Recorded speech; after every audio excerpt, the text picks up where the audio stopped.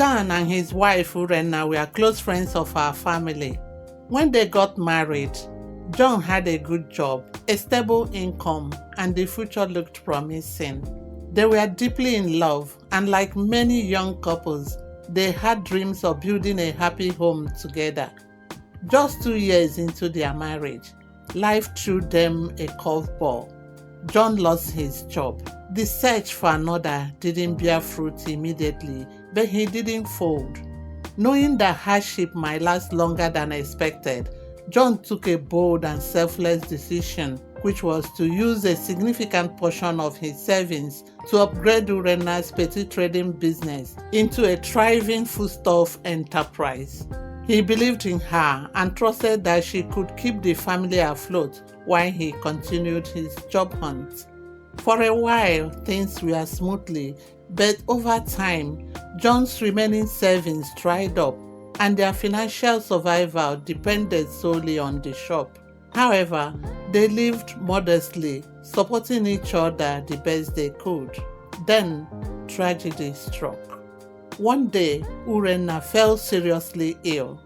John rushed her to the hospital. After an initial check, the doctor insisted they needed to run urgent tests but required a deposit of 100,000 naira. John didn't have the money and turned to Urena, hoping she had something saved from the business. But she told him she had just restocked the shop and had nothing left. Trusting her words, John didn't argue. He reached out to my husband and I. We were also civil servants and financially tight at the time, but we managed to raise 50,000 naira, which John took back to the hospital. The doctor accepted it and began preliminary treatment, but reminded John to find the balance quickly. Desperate, John made another tough decision.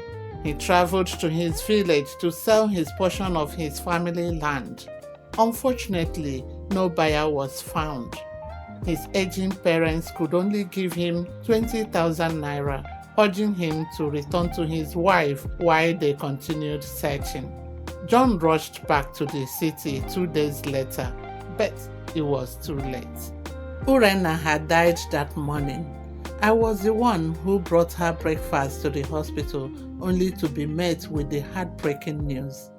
She had died of liver failure caused by complications from acute hepatitis B. John was inconsolable.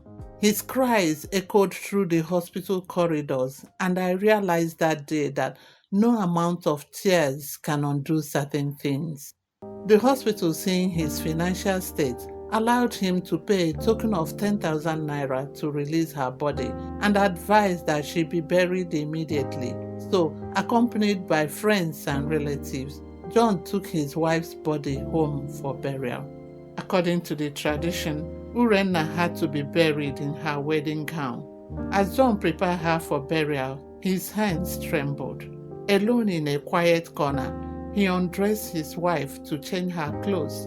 As he untied a thick waistcloth wrapped tightly around her midsection, he felt a strange heaviness.